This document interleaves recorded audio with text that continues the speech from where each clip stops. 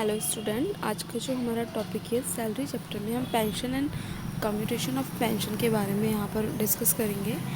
तो सबसे पहले हमें देखना होगा कि पेंशन होती क्या है। यहाँ देखते हैं पेंशन और पेंशन के बदले में एक मुश्त राशि। तो सबसे पहले हम यहाँ देखते हैं कि पेंशन होती क्या है। पेंशन एक सामयिक भुगतान है जो पूर्व नियोक्ता द्वारा अपने कर्मचारी की सेवा से अवकाश ग्रहण करने यानी रिटायरमेंट होने के बाद में प्राप्त किया जाता है।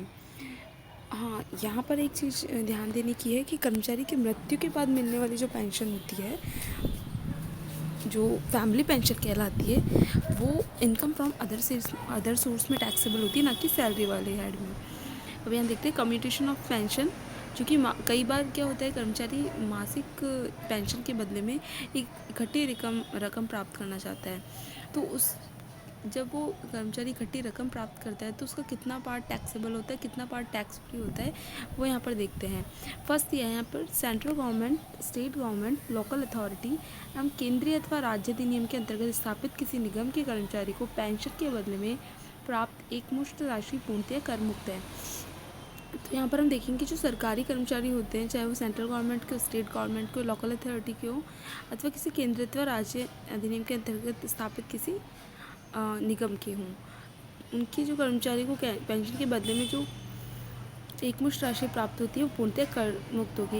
यहाँ बताना ज़रूरी है कि जो वैधानिक निगम के कर्मचारी होते हैं वो इस श्रेणी में नहीं आते हैं। सेकेंड है हमारे अन्य किसी नियोक्ता की स्थिति में। अन्य किसी नियोक्ता की स्थिति में दो कंडीशन है, ग्रेच्युटी मिलती है या नहीं मिलती है। अगर ग्रेच्युटी मिलती है तो जो उनकी कुल स्वीकृत पेंशन है, यहाँ इस चीज़ को ध्यान रखना है कि कुल स्वीकृत पेंशन की यहाँ पर बात हो रही है, उसका जो 1/3 पार्ट है वो क्या होगा, टैक्स फ्री होगा। इसी तरीके से यदि कर्मचारी को ग्रेच्युटी नहीं मिलती है तो कुल स्वीकृत पेंशन का हाफ है वो टैक्स फ्री होगा। अब यहाँ देखते हैं निम्नलिखित प्रत्येक स्थिति में कर निर्धारण वर्ष 2019-20 के लिए पेंशन की कर योग्य राशि ज्ञात करनी है। यहाँ पर हमें देखना है कि प्रत्येक स्थिति में कर निर्धारण वर्ष 2019-20 के लिए पेंशन की कर योग्य राशि ज्ञात करनी है। यहाँ देखते हैं ए जो है इसमें दिया हुआ श्री दिलीप जो कि 30 जून 2018 को एक कंपनी से सेवानिवृत्त होते हैं। उनको 1 जुलाई 2018 से पेंशन मिल रही है 6,400 रुपये प्रति माह की दर से। 1 जनवरी 2019 को उन्होंने क्या किया, अपनी पेंशन का 3/4 है जो कि एक मुश्त राशि में परिवर्तित करा दिया।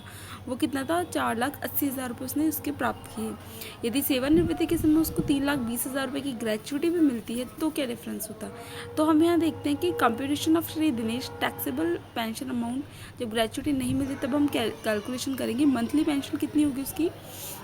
मंथली पेंशन उससे कब से मिल रही है, जुलाई से, और जुलाई से लेकर दिसंबर तक वो पेंशन ले रहा है 6,400। उसके बाद जनवरी में वो उसको कन्वर्ट करा रहा है एक मुश्त राशि में। तो जुलाई से लेकर दिसंबर तक वो पेंशन ले रहा है, वो हम पूरी यूं की ले लेंगे 6,400 गुणा 6 यानी कि 38,400। ठीक है। अब 1 जनवरी 2019 को उसने 3/4 को एक मुश्त राशि में परिवर्तित करा लिया, यानी 1/4 अभी भी वो मंथली पेंशन के रूप में ले रहा है। तो शेष जो 1/4 है यानी 6,400 का जो 1/4 है 4,800 रुपये वो मंथली पेंशन के रूप में यहाँ पर ले रहा है। अब जो उसने राशि एक मुश्त से जो पेंशन कन्वर्ट कराई उसका कितना पार्ट टैक्सेबल होगा, कितना टैक्स फ्री, ये हम यहाँ देखेंगे। वो ग्रेच्युटी नहीं ले रहा है तो यानी उसको प्राप्त राशि है 4,00,000 रुपये। ये यहाँ पर उसके 4,80,000 रुपये जो है, जो देखते हैं यहाँ पर जो 4,80,000 रुपये जो है, 4,80,000 जो अमाउंट है वो क्या है, 3/4 है, यानी कि वो 3/4 भाग है कुल स्वीकृत पेंशन का। तो हमें पूरा अमाउंट याद करने के लिए क्या करेंगे 4/3 कर देंगे। तो 4/3 हमने किया तो ये आता है 6,40,000।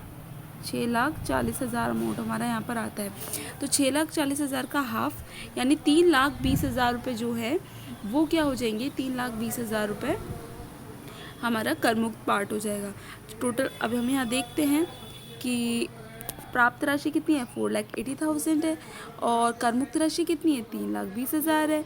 ठीक है। तो 4,80,000 में से हम 3,20,000 लेस कर देंगे तो कितना अमाउंट बचा, 1,60,000, वो क्या हो जाएगा यहाँ पर टैक्सेबल हो जाएगा। तो टोटल जो अमाउंट है वो क्या होगा, 38,400, 4,800 और 1,60,000 को हम टोटल कैलकुलेट करेंगे तो 2,03,200 जो है वो उसकी टोटल टैक्सेबल पेंशन हो जाएगी। अब नेक्स्ट जो सेकंड कंडीशन इसी में पूछ रहा है वो बोल रहा है ग्रेच्युटी ना मिलने की स्थिति में। तो ग्रेच्युटी ना मिलने की स्थिति में क्या हो जाएगा, वही 4,80,000 इंटू 4/3, 4,80,000 इंटू 4.3 अगर हमने किया वही 6,40,000।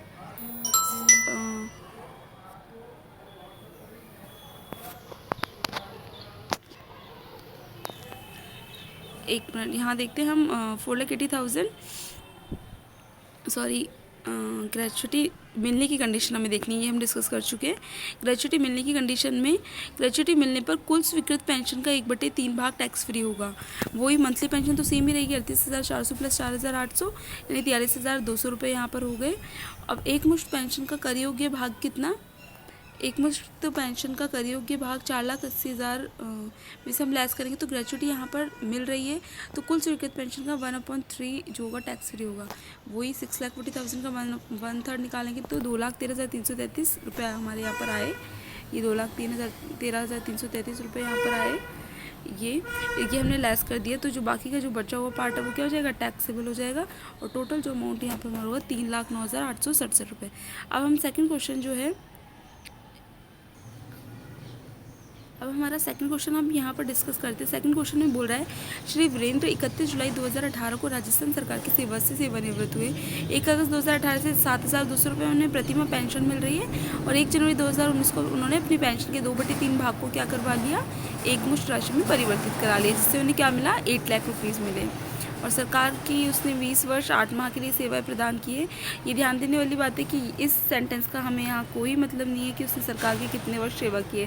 तो पेंशन की जब हम कैलकुलेशन करेंगे तो ये जो स्टेटमेंट दिया है उससे हमें कोई मतलब नहीं है। और कैलकुलेशन हम यहाँ करते हैं, 1 अगस्त 2018 से लेके दिसंबर तक तो 7,200 रुपये कंटिन्यूसली ले रहा है, यानी 7,200 इंटू 5 31 दिसंबर तक। उसके बाद में क्या करा रहा है वो?